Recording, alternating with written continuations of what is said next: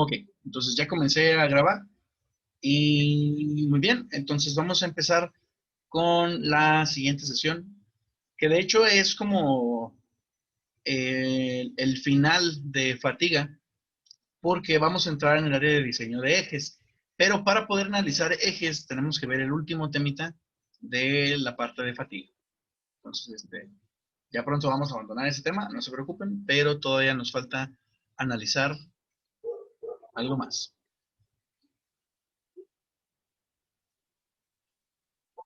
Ok.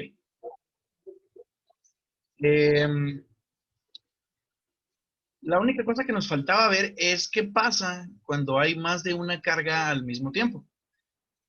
Es decir, cuando tenemos cargas combinadas. Que precisamente ese es el tema que vamos a revisar ahorita.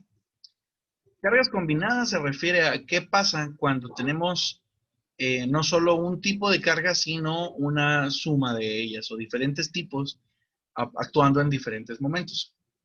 Y la cuestión es que aquí algo importante que puede pasar es que puede suceder que tengamos diferentes tipos de carga y no solo eso, sino que también algunas actúen de manera constante y otras actúen de manera alternante. Es decir, tenemos tres tipos de carga, ustedes recordarán. Son la carga axial, torsión y flexión. Ahora, cada una de estas cargas puede tener dos variables, alternante y mid-range o constante. Entonces vamos a tener en teoría 6 tipos distintos de cargas y cualquiera de esos 6 tipos puede aparecer en combinación. Entonces, tenemos que tener mucho cuidado de que no se nos olvide porque vamos a hacer una pequeña trampita. Bueno, no una trampita, vamos a utilizar una herramienta que vimos hace un rato. Entonces, para analizar un cuerpo que tenga cargas alternantes y cargas estáticas en diferentes magnitudes, primero lo que tenemos que hacer es determinar cuáles son alternantes y cuáles son constantes o cuáles son mid-range. Entonces, los que sean alternantes son los que son, obviamente, son los que son dinámicos y los mid-range son los que permanecen con el mismo valor. Después tenemos que determinar a qué tipo pertenecen de carga, si son axiales, torsiones o flexión. Tercer paso, tenemos que aplicar las concentraciones de esfuerzo para cada uno de los esfuerzos. Si se fijan, o si recuerdan más bien, en las tablitas que utilizamos para calcular los esfuerzos, se separa por el tipo de carga, porque con la concentración de esfuerzos, digamos que si tenemos, por ejemplo, si recuerdan, para un tubo con una reducción de diámetro, tenemos diferentes factores de concentración KT. Uno era carga axial, para carga axial, otro era para carga de torsión, y el otro era para bending, cuando se doblaba este componente. Y cada uno de ellos va a tener su propio KF, entonces a cada uno de ellos hay que calcularle su KF y multiplicarlo para que cada esfuerzo al final quede como su esfuerzo máximo. Es decir, déjenme me avanzo tantito la presentación. Ok, entonces, empezamos aquí con los esfuerzos, determinamos si son alternantes o mid-range, luego determinamos entre los alternantes quiénes son bending, quiénes son axial, quiénes son torsión, entre los mid-range hacemos lo mismo, y luego a estos les aplicamos a cada uno su KF para obtener el esfuerzo real.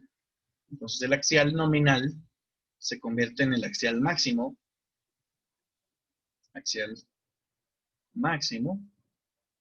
que está dado por la concentración de esfuerzos multiplicada por el esfuerzo axial.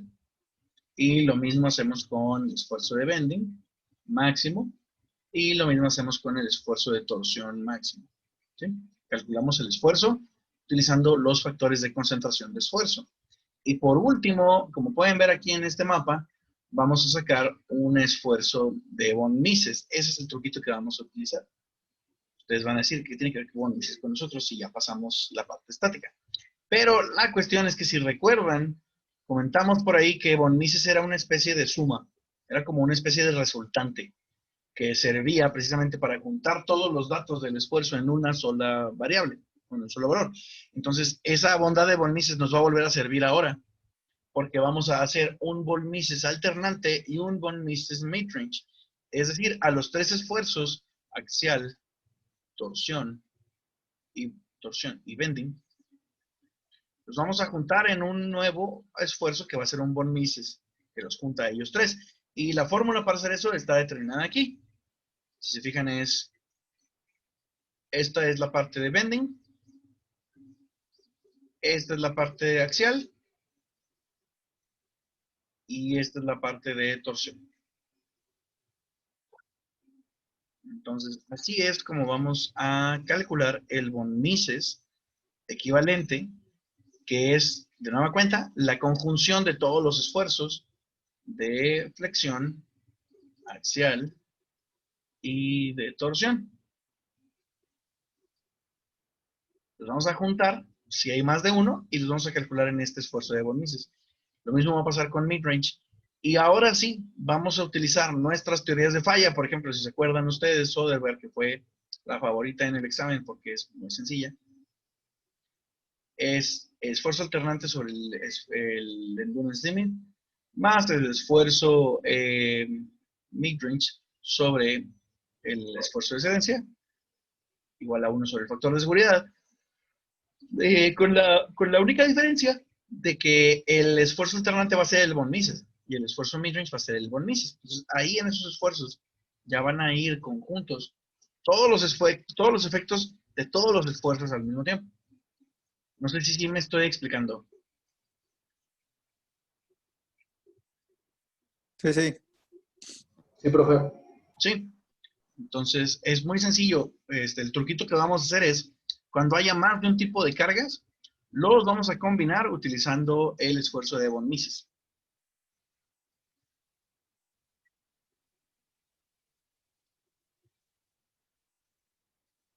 Esto también aplica para cuando haya, por ejemplo, si hay solo una carga alternante y hay otro tipo de carga, pero es midrange, también vamos a utilizar estas fórmulas de carga combinada. Siempre que haya dos tipos de carga, a pesar de que las dos cargas no, digamos que hay axial en una, axial alternante y en la otra hay torsión constante.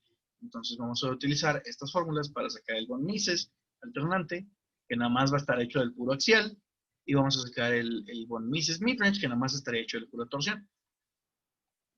Que de hecho este es un caso muy común.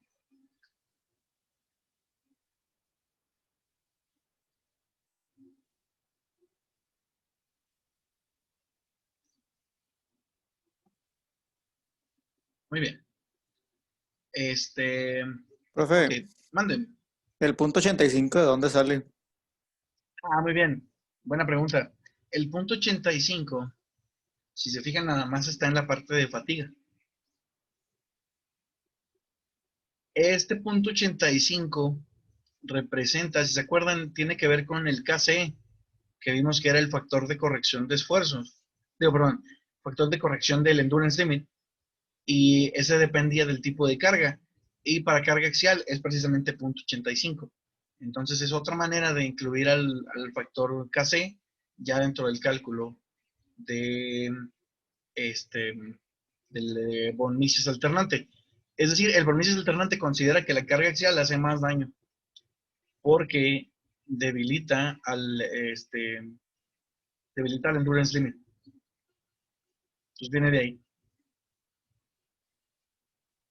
Gracias, profe. De nada, Gustavo. Muy bien. Ok. Entonces, vamos a utilizar esas fórmulas y luego vamos a utilizar los von Mises en las teorías de falla, exactamente igual que como habíamos estado utilizando los esfuerzos. Entonces podemos hacer, de hecho, a ver.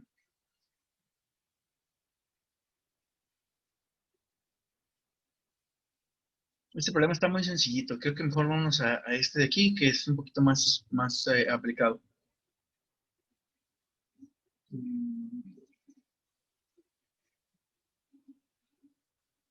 Veamos.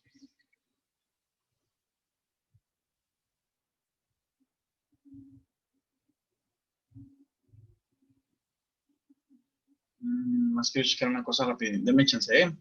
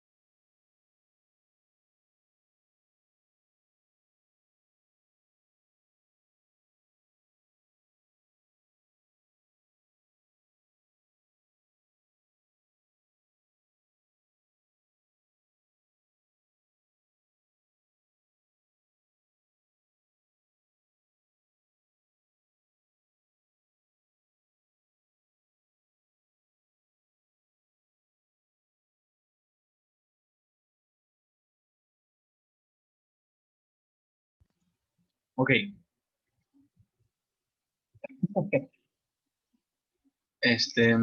No, sí volví. Ya chequé y ese problema no nos corresponde porque de hecho más bien tiene que ver con el tema pasado porque no hay cargas combinadas. Entonces sí vamos a hacer el otro, el 620. Vamos a ponerlo aquí. Déjenme ¿En nada qué más. presentación estamos? ¿Qué número es? ¿La de Sigue Gears? siendo la de fatiga, la 5. Ok.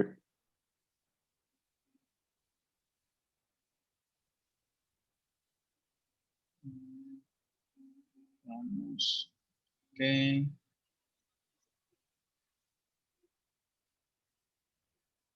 Listo. Y ahora sí. Vamos. Eh, nos dice lo siguiente, entonces. Una barra de acero que tiene las propiedades que estamos viendo aquí. Tiene un endurance limit de 40 kpsi, un límite de cedencia de 60, un esfuerzo último de tensión de 80, y lo que nos dicen es que está sujeta a una carga torsional de 15 kpsi, y nos dice que es un steady, ¿sí? O sea que es constante. Y un esfuerzo alternante de bending de 25 kpsi. Y lo que nos dicen es que tenemos que utilizar el factor de seguridad para la falla estática. O sea, siempre que vemos esto de aquí, against static failure, es el criterio de Langer, que es el que decíamos de que el esfuerzo alternante más el de midrange nunca sobrepasen el esfuerzo de excedencia.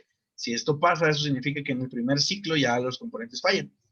Nada más que aquí, como son cargas combinadas, porque una es constante, que es la carga torsional, y otra es alternante, que es la carga de bending, entonces vamos a utilizar los von Mises. ¿Sí? Hay que tener ahí mucho cuidado. Calculamos los von Mises alternantes y de midrange, y eso sería checarlos para el static failure. Hay que nada más asegurarnos de que nunca la suma de ellos dos sobrepase al esfuerzo de excedencia. Sería el primer tópico que hay que utilizar. Y después, lo que hay que hacer es que el factor de seguridad hay que calcularlo, pero ahora con falla la fatiga, es decir, utilizando una de las teorías de falla, que sea Goodman, Gerber o ASME. Muy bien.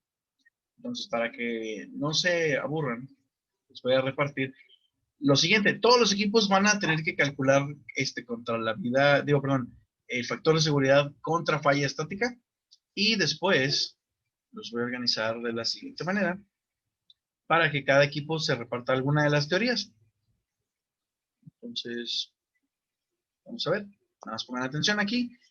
Entonces, los equipos de Darth R2D2, ese es el primero. Luego Isaac Wars y Trotacielos. Ustedes van a hacer la primera teoría, que es la teoría de Goodman. Luego, los equipos de máquinas Order 66 y RP22 son los que van a hacer la teoría de Gerber.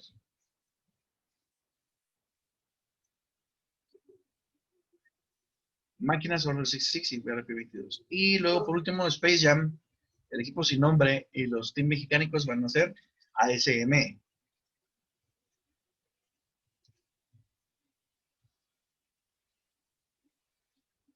Vamos a ver.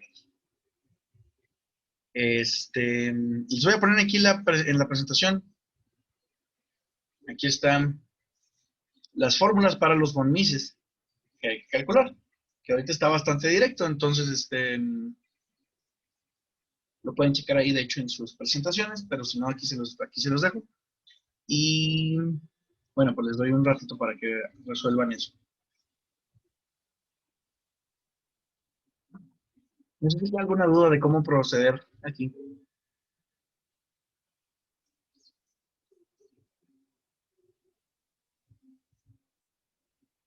¿Todo Profe, bien? ¿puede poner tantito el problema para tomar el screenshot?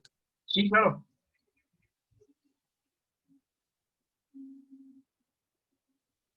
Gracias. Ok, de nada. Muy bien. ¿Les dejo el problema o les dejo las fórmulas? Digo, recuerden que también esto lo pueden checar ustedes, tanto el problema como las fórmulas en su presentación, en la diapositiva que tienen ahí en Canvas.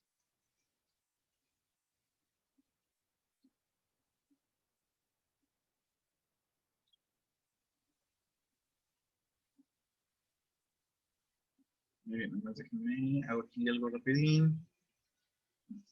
Ahí lo voy a volver a poner, ¿eh?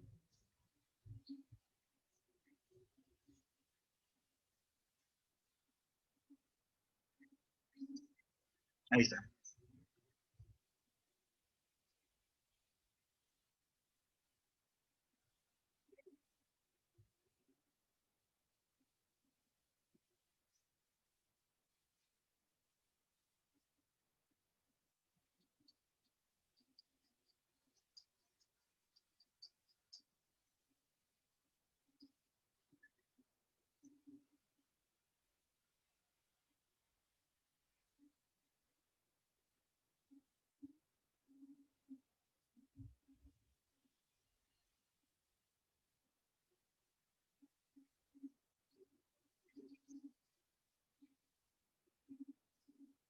Profe, para hazme, ¿qué fórmulas utilizamos? ¿Las mismas que ahorita proyectó? Sigma y sigma M primas. Sí, exacto. O sea, esos esfuerzos son tus nuevos, digamos que eso es el nuevo paso previo. Ok. Ese es, lo calculamos el von Mises alternante y el von Mises midrange, y luego ya usamos la teoría de falla que sea. Ok, me gracias. De nada.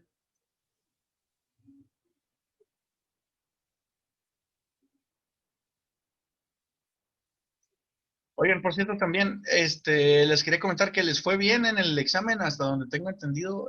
Sí los quería felicitar porque en general creo que sí les fue bien. No sé si ya me estoy haciendo muy barco o qué. No, no se crean. Sí les doy el crédito a ustedes. Así que, qué bueno, porque Me generalmente la faltó gente tiempo para el último.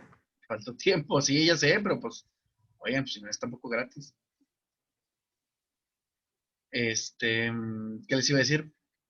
Ah, pues sí, estadísticamente este es donde más batallan, entonces, pues yo espero que les vaya a ir bien.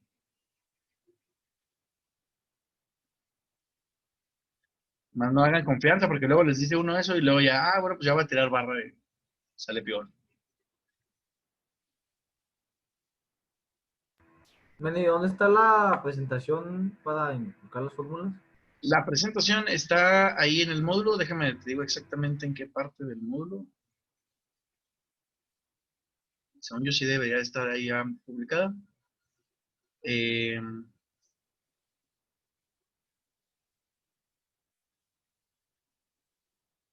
Aquí está, perdón, no es la 5, es la 4. En el módulo 2 de fatiga, es la misma presentación, de hecho, que hemos utilizado para los anteriores, o sea, que utilizamos para el parcial pasado, nada más que la última parte es lo que estamos viendo ahorita. Ya está, Meni, gracias, ya lo encontré. Excelente.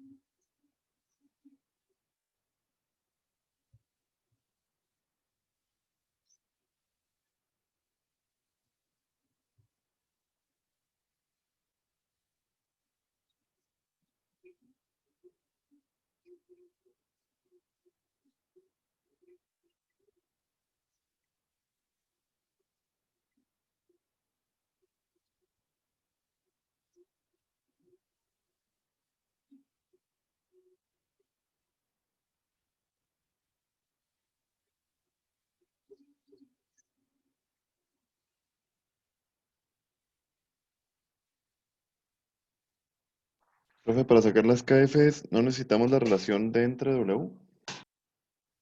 ¿Cómo, perdón? Para calcular las KFs, ¿no necesitamos la relación de sobre W? Para sacarla de las Ah, tabletas. ya, estás obteniendo los factores de concentración de esfuerzo. En este caso, como no nos dicen nada, podemos asumir, o sea, no sabemos realmente los datos de la barra. Entonces podemos asumir que los esfuerzos que nos están ahí, o sea, que el esfuerzo nominal es el esfuerzo máximo, como si no hubiera concentración de esfuerzo. Ok, entonces nuestras KFs serán 1. Exactamente. Ok.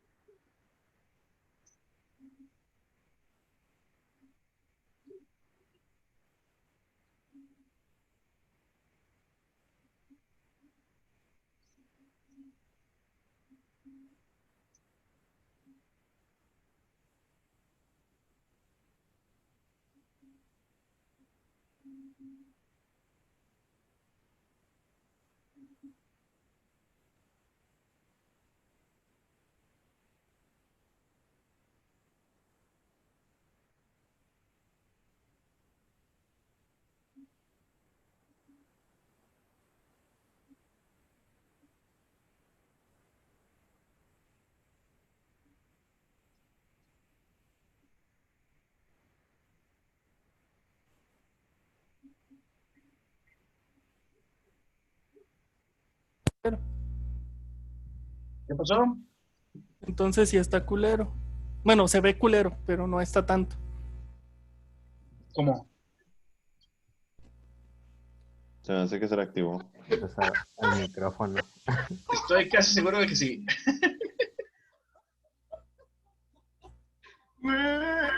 F. A ver, César. F en el chat, chavos.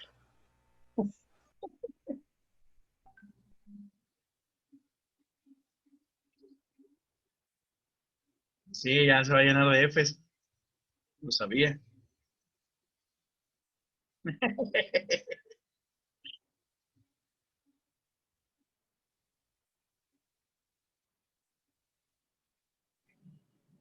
Va a valer oro esa grabación, profe. Mandé. Va a valer. Ah, sí, cierto, está grabado. Ay, bueno, ni modo.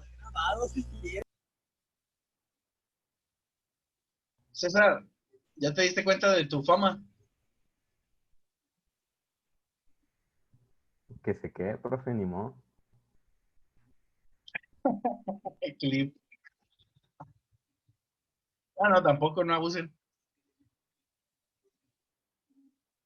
Bueno, yo no lo voy a hacer. Ya le pasó a otra persona en otra clase, profe. Ah, ¿sí? ¿Qué pasó? En la clase de control alguien también se le fue ahí el micro. Hijo, el maestro, ¿quién lleva en control? Con Mariela, ¿no? Santillán creo que se llama. Con el profesor Santillán. Ah, ¿Qué me están hablando? pero Santillán, no manches, y no los destruyó. Pues no, como que dijo, se le fue el micro y ya siguió con la clase. Ah, bueno. Ah, Sí, lo pero bueno no es que se entendió. acopla el Porque, Santillán. sí, porque esa parte de la grabación sí la subió. Entonces, yo creo no se dio cuenta.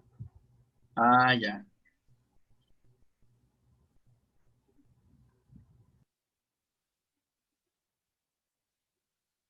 Oigan, bueno, qué bueno que ya despertaron. ¿Cómo van? Nos debe dar el mismo factor de seguridad, profe, a todos nosotros. Les era el mismo factor. Yo creo que tú ya eres muy capaz de responder esa pregunta, Alonso. Sí, bueno, sí, entonces sí nos da el mismo. O sea, a todas las teorías, ¿les tiene que dar el mismo o no? Ah, no, pues yo hice el del Ángel.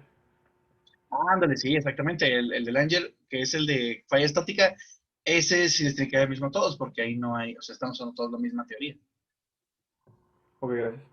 en efecto. De nada.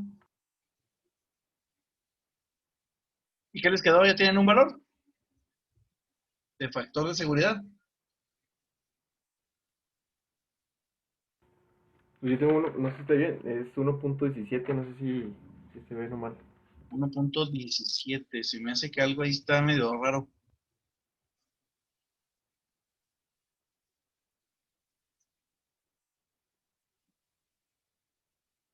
No, a ver, déjame lo checo. Déjame lo checo, tal vez sí está bien.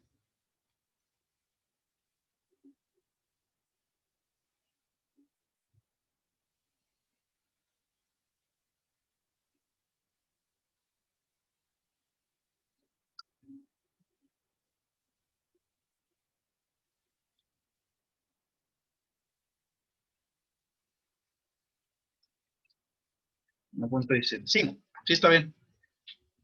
Profe, el sigma A' se queda igual, ¿no? 25 kilo P6.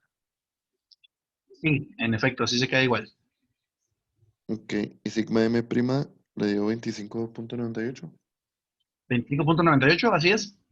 Ok, man.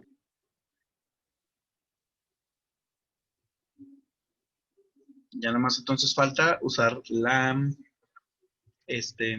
la teoría adecuada. O no, la teoría que les haya tocado en este caso. Bueno,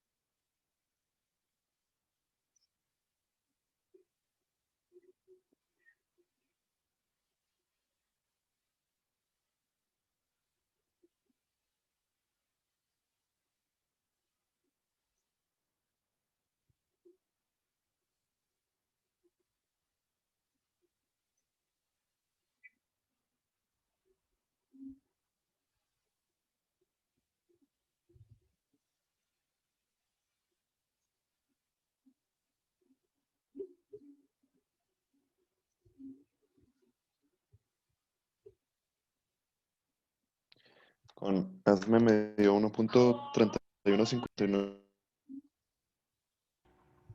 A ver, ¿cuánto, perdón? 1.31519. ¿Con cuál estás utilizando? La de ASME, sí. Ok. ASME, a ver. 1.3159. 1.31519. Ah, sí, entiendo. Ok. Ujú. Muy bien. Con Gracias, la Luis.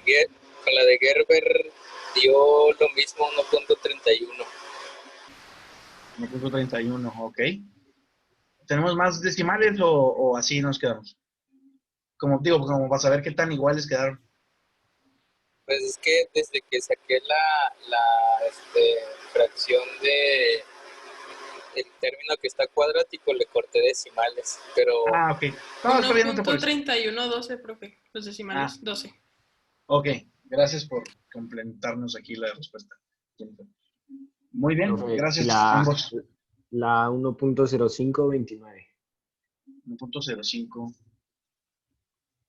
21. Profe, ¿cuánto dijeron que les dio con ASME?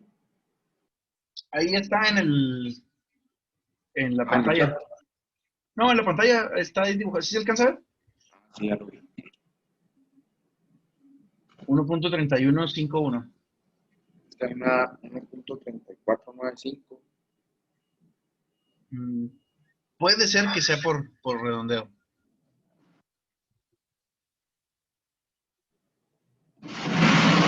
El sigma M prima, ¿qué le da? Sigma M, o sea, el von Mises midrange da 25.98. El sigma sí. M prima. Y el sigma A, el von Mises queda igual 25. Sí. Sí. Sí, porque tengo lo mismo. Ok. ¿Quién sabe qué? Bueno, más bien, pues es posible que sea por el redondeo. Oigan, pregunta, ¿tiene sentido?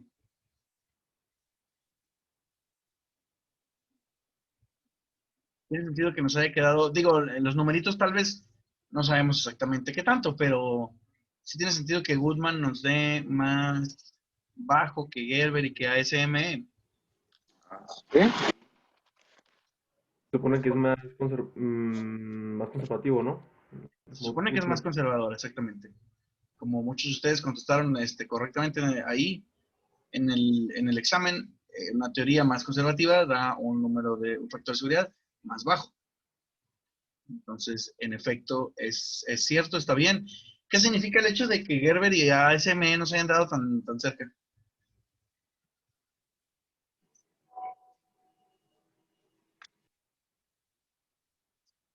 Pues que tienen sus límites como muy parecidos, ¿no? Exacto, eso significa simplemente que en la región donde estamos actuando nosotros, las dos están como cerca, o sea, debe ser un punto donde se tocan las zonas de seguridad. Eso es muy probablemente lo que está pasando y por eso nos dieron dos factores muy parecidos. Ahora, muy bien, gracias chicos por ayudarnos a calcular todo esto. Lo que quiero que chequen es que este problema que acabamos de resolver es precisamente lo que suele suceder cuando hablamos de un eje que está transmitiendo potencia. Es decir, vamos a poner así como un elemento, y luego así. Vamos a hablar de un eje. Y vamos a decir que ese eje está transmitiendo a través de elementos. Es decir, que tiene aquí puede ser un engrane y aquí que tenga otro engrane. Y lo que vamos a ver es que los ejes, sufren dos tipos de cargas al mismo tiempo, regularmente. Una es la carga que se utiliza para transmitir la fuerza, es decir, a este engrane. Lo vamos a ver cuando veamos la sección de engranes, pero ahorita por lo pronto tómenlo como dogma de fe. Luego lo vamos a ver, no se preocupen, no va a quedar nada ahí muy místico. Pero la cuestión es que el engrane que está manejando a este engrane, el engrane que está dirigiendo a este engrane, lo empuja. De manera que tenemos aquí una fuerza constante empujando al eje hacia abajo. Y de la misma manera, el engrane con el que se conecta puede que tenga un engrane aquí arriba. Entonces, vemos que los engranes efectivamente producen fuerza sobre los ejes. O podemos verlo también, no tienen que ser engranes. Pueden ser, por ejemplo, poleas. Podemos poner 2 poleas aquí. Y las poleas, si se fijan, van a tener cables que van a estar, o sea, las bandas de las poleas van a estar aplicando una tensión, digamos que en la dirección hacia donde están, ¿no? O sea, si la polea está conectada con otra polea aquí más abajo, o sea, visto de frente sería algo así como que de esta manera, ¿no? O sea, la polea de arriba está conectada a través de bandas a una polea de abajo. Entonces, siempre que utilicemos algún elemento de este estilo que transmita torque, como poleas, engranes, estrellas, vamos a tener unas fuerzas que van a estar siempre en la misma dirección. Si se fijan, las bandas que están tensionando, o las cadenas o los engranes, siempre apuntan en la misma dirección, que es lo que decíamos la vez pasada, ¿no? Hablábamos de qué pasa cuando hay una carga que siempre apunta en la misma dirección, pero está en un cuerpo que está rotando. Y lo que decíamos es que había veces que una parte estaba en compresión y que había otras veces que estaba esa misma parte en tensión, y que por eso podíamos decir que el esfuerzo de bending causado por una barra en que está rotando y que tiene una fuerza aplicada en la misma dirección es un esfuerzo completamente reversible. Entonces, este era el bending. ¿Sí se acuerdan de eso? ¿De esa discusión que tuvimos alguna ocasión? O si no se acuerdan, ¿sí queda claro por qué? ¿O alguien tiene alguna duda por ahí?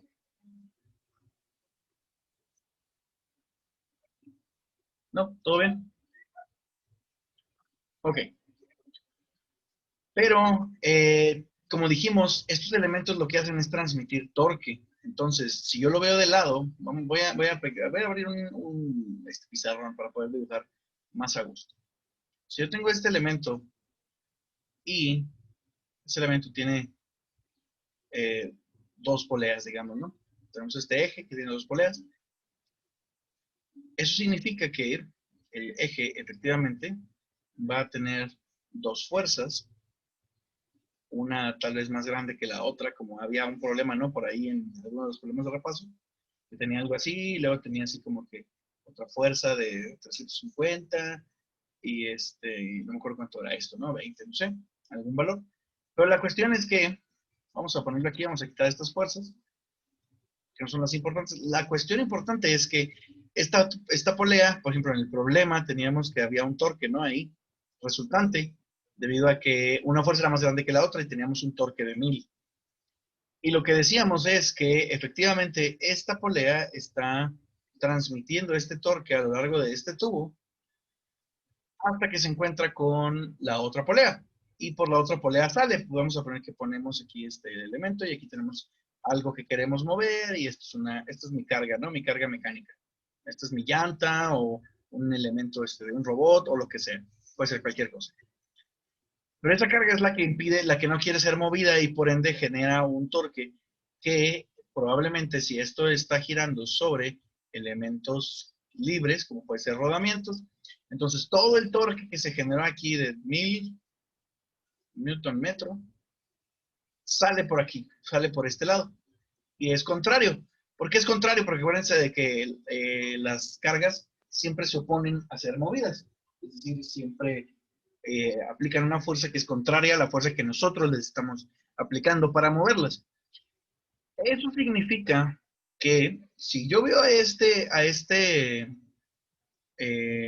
eje, va a estar pasando 2 cosas al mismo tiempo. Una es el bending, que si se fijan, si yo lo veo de lado, este eje va a tener probablemente, si tiene una fuerza, déjenme cambiar aquí las fuerzas, si tiene una fuerza hacia abajo, bueno, va a tener una fuerza hacia abajo causada por la polea. Aquí probablemente el soporte lo va a empujar hacia arriba, aquí la polea lo empuja hacia arriba y aquí probablemente el soporte lo va a empujar hacia abajo. Entonces aquí tenemos muy claramente el fenómeno de bending que va a hacer que este eje trate de doblarse de esta manera, ¿no? Va a tratar de, al revés, Va a tratar de doblarse así. Entonces tiene bending por el hecho de tener varias fuerzas cortantes. Pero aparte, esta sección de aquí, toda esta sección tiene torque. Si yo grafico el torque en lugar del bending, digamos que si yo grafico el bending, bueno, voy a graficar el bending de una vez. El cortante sería hacia arriba y luego sería probablemente así. Y luego hacia abajo. Y luego esta fuerza sube para acá. Y luego esta sube para acá. Y luego algo más o menos así. Sería el cortante. Este sería el diagrama de cortantes. Si yo grafico el diagrama de bending, obviamente todo esto es a ojo de buen cubero, ¿verdad? Pero si yo grafico el diagrama de momentos, probablemente va a quedar algo así. Luego este punto va a bajar un chorro. Y luego aquí vuelve a subir porque tenemos un área positiva. Va a quedar algo así, más o menos. Hasta ahí tiene sentido, ¿verdad? Sí. Ok, excelente. Ahora, si yo grafico también, voy a graficar aquí con otro color, voy a agarrar un morado.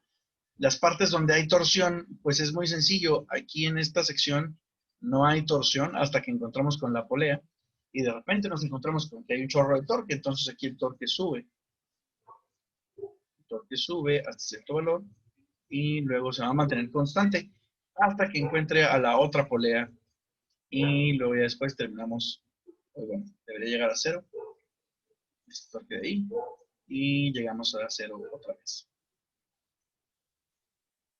Entonces, si se fijan, aquí tenemos ya como un rayos X de la polea, del eje, que nos indica más o menos dónde podemos esperar que ocurra la falla y cuáles serían los puntos críticos de acuerdo con lo que sufre el eje. ¿Cuáles serían los puntos críticos? A ver, si quedó claro. Donde están las...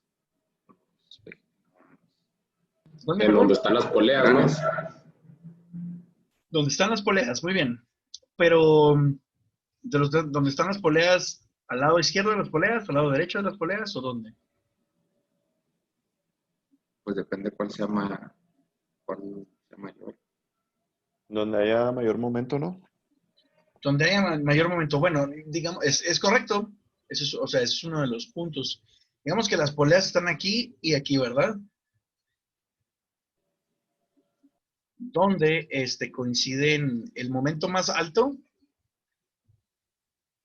es justo donde están las poleas, porque ahí están las fuerzas cortantes cuando cruzan 0. Entonces, efectivamente ahí. Pero si se fijan, de este lado hacia afuera y hacia afuera, no hay torsión. La parte morada solamente está aquí, adentro. Porque la torsión se transmite entre los dos elementos, es decir, entra por una polea y sale por la otra polea. Entonces la torsión viaja por este tubo de aquí en medio. De manera que si un tubo se tuerce, va a ser el de en medio, ¿no? Si falla por torsión, va a ser el de en medio. Entonces, en teoría, la zona más peligrosa es la parte de en medio porque tiene torsión, pero aparte, estos puntos de aquí, digamos que justo al lado de la polea en este lado y justo al lado de la polea en este otro lado, es donde vamos a tener la mayor cantidad de esfuerzos combinados. Es decir, ahora pensamos en las cargas combinadas y ya sabemos que ahí va a suceder el mayor bending, pero también ahí hay torsión. Ahora, el bending es alternante, por lo que ya vimos, ¿no? De que gira la polea, gira el eje, entonces en algún momento el punto está en tensión y el otro está en compresión. La torsión, ¿cómo creen que sea? ¿Es alternante o es constante?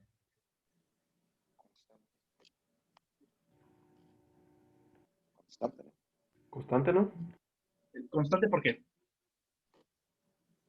Porque no le estás dando más torque de repente al mismo eje. Okay. Pero está girando, ¿no? Se está aplicando en diferentes. Un motor puede girar constantemente. Ok. O sea, sí, la fuerza sí cambia, la que es la fuerza de flexión, porque está girando. Pero el torque no cambia porque el torque es, el mismo motor conectado a la misma polea, ¿no? Entonces, el torque es constante, pero como dijo Irving, siempre y cuando no estemos variando la velocidad, es decir, que no le estemos arrancando y frenando al torque, ¿no? Sí, ahora sí que la condición sería, el torque es constante, mientras que la velocidad angular sea constante. Es decir, que el giro se mantenga constante. Si el giro está acelerando y desacelerando, entonces el torque ya no es constante. Eso es importante porque casi siempre vamos a asumir, de hecho, aquí en la materia vamos a asumir que las velocidades de giro son constantes. Esto no es necesariamente cierto para todas las máquinas que vamos a utilizar, pero sí es cierto para una gran cantidad de máquinas, entonces es una manera útil de ver esto, que nos va a permitir, digamos que establecer nuestros primeros pasos para poder analizar este tipo de elementos y ya después nos metemos en complicaciones de si queremos torque variable. Pero por lo pronto, esta combinación de bending variable o bending alternante y torque constante, torsión constante, es una combinación súper común en los ejes, precisamente por este tipo de elementos, porque casi siempre los ejes los utilizamos para transmitir torque de un lado a otro, y todos los elementos que utilizamos de transmisión de torque, llámese engranes, poleas, estrellas, todos producen una fuerza de bending en los ejes.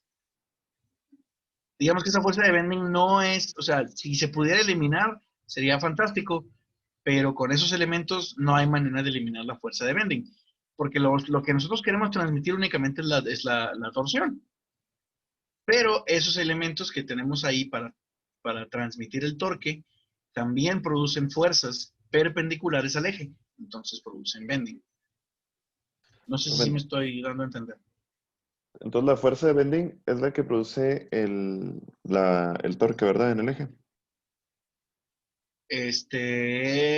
No, bueno, ahí está como, puede ser, pero depende de cómo hayamos interpretado esto. O sea, las fuerzas de los engranes o las fuerzas de las poleas son fuerzas perpendiculares. Esas son fuerzas que producen bending. Están tratando de pandear al eje. Los torques que transmiten esos elementos, es decir, la torsión que transmiten, esos son los que producen el esfuerzo de torsión. Esa es la que tú quieres transmitir. Entonces, tú lo que quieres transmitir es torque de un lado a otro. Como estás transmitiendo torque a través del tubo, ese tubo sufre torsión porque estás llevando un torque. Y ese torque es constante mientras que la velocidad sea constante. ¿Sí me expliqué, Luis? Sí. Okay. Si la velocidad cambia, o sea, si hay aceleración ya cambia el torque, ¿verdad? También. Exactamente, el torque cambiaría también, igual que a la misma razón que cambia la velocidad. Ok. Muy bien. ¿Qué más, chicos? ¿Alguna otra pregunta? ¿Sí queda claro este asunto? Profe, creo que esto ya lo ha dicho anteriormente, bueno, más para confirmarlo. El shear stress no lo vamos a tomar en cuenta en estas evaluaciones. Ah, bueno, el cortante transversal no lo vamos a tomar en cuenta, ¿es correcto? Pero acuérdate que la torsión también es un shear stress, nada más que es otro tipo de... Entonces, shear stress causado por torsión. El que no vamos a tomar en cuenta nosotros es el shear stress causado por las fuerzas cortantes. Ok, gracias. Es una buena, qué bueno que lo vuelves a mencionar. Ese sería tomando en cuenta el diagramita azul. Lo vamos a ignorar la mayor, bueno, más bien lo vamos a ignorar aquí en esta materia porque cuando hablemos de ejes, casi siempre su efecto va a ser tan insignificante que es posible ignorarlo sin estar cometiendo algún error ahí garrafal.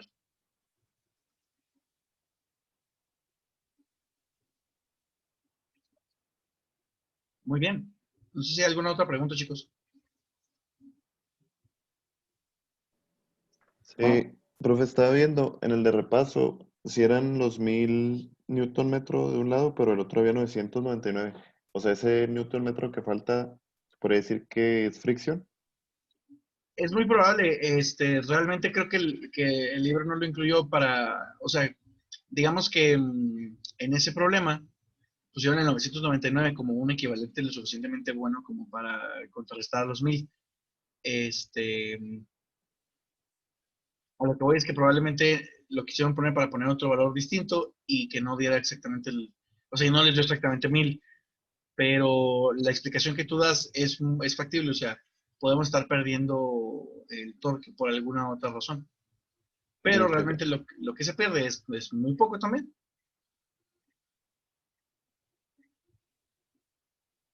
Considerando que, eso lo vamos a ver después, ¿no? También, pero considerando que su sistema de soporte está bien lubricado o que tienen valeros que no han sufrido desgaste, etc, etc, ¿no? O sea, suponiendo que la máquina funciona bien, sí podemos decir que las pérdidas de torque son mínimas, son despreciables. Ya si la máquina ya está fregadona, necesita mantenimiento, ahí sí ya no podemos asegurar que todo el torque se está aprovechando. Muy bien. ¿Qué más, chicos? ¿Qué otra duda?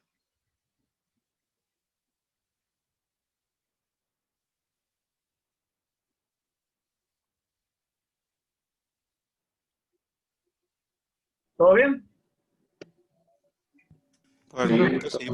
Por lo pronto. Por lo pronto. Muy bien.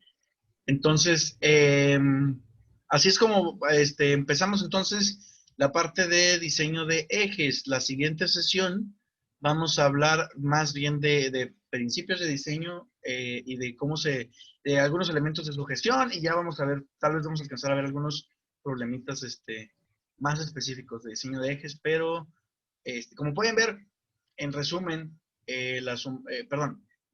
ejes es un problema que se puede analizar como un tipo de problema de fatiga, que involucra esto de las cargas combinadas, pero si se fijan es muy similar, o sea, todo lo que vimos en fatiga nos va a servir para diseñar ejes.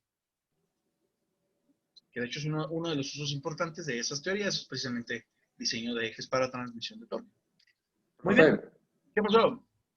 Yo tengo una duda, pero o sea, lo que vimos en mecanismos, que sacamos el torque, de aquí de ahí nos podríamos ir para atrás para sacar qué material agarrar, ¿no? O sea, como que pudiéramos utilizar, si te estoy entendiendo bien, es que pudiéramos utilizar los cálculos que hacíamos en mecanismos para determinar el torque, y aquí pudiéramos saber como que de qué material tienen que estar hechos los ejes, ¿no? Más bien, es que ya teníamos las fuerzas y el torque, ¿no? Sí, exacto, es correcto. Entonces ya con esas, pues sí, ya. Sí, exactamente, o sea, ese problema continúa aquí, porque aquí ya nos estamos metiendo en cómo diseñar el eje que soporte ese torque que tú quieres transmitir. En mecanismos, lo único, hasta donde llegamos en mecanismos fue como, pues para poder mover el mecanismo yo tengo que transmitir esta cierta cantidad de torque. ¿Cómo lo hacías? Eso ya no era problema de la materia, de mecanismos. Aquí sí es nuestro problema, porque ya sabemos qué torque tenemos que transmitir, pero tenemos que construir una máquina o un elemento de máquina que sea capaz de transmitir ese torque. Ok, entonces todo el problema de diseño empieza con los mecanismos, pues ya.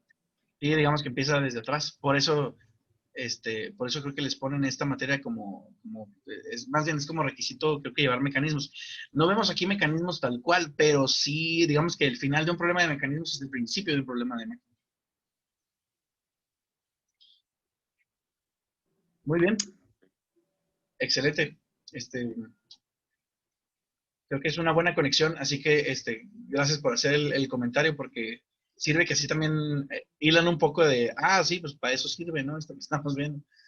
Así que muy bien. Bueno, no sé si hay alguna otra duda, chicos. Pues lo de los puntos, profe, ¿sería después o...? Sí, lo de los puntos, ya se los añado yo después, y ya nada más les digo, les hago saber en qué quedó. De hecho, ahí lo pueden checar ustedes en Canvas. Si hubiera alguna inquietud o algo así, también me pueden contactar por ahí por el Discord. ¿Ok? Profe, Listo, pues. Ya, ahora sí, último. Dígame, perdón, Fernando, perdón. Ya ve que decía que todavía sigue con lo de las correcciones, más o menos como cuando podemos saber que ya esa es la calificación. Yo creo que para mañana ya debería de terminarlas. O sea, a lo largo del día de mañana voy a estar trabajando en eso. Ok. Profe, el de 10 puntos, sí era, o sea, como lo estábamos haciendo en mecanismos, por ejemplo, que nos daba, o sea, resolvíamos el examen otra vez y nos daba, Sí, exactamente igual. y ese es después. Ese se los tengo que subir ahorita, es que no había preparado la copia del examen, Ok, ok. pero sí, de hecho sí, ahorita se lo subo también. Ok, sí, ya. Ok, muy bien, no se apuren, digo, yo sé que hay gente que se quiere ir, pero hay dudas importantes también, entonces. Ok,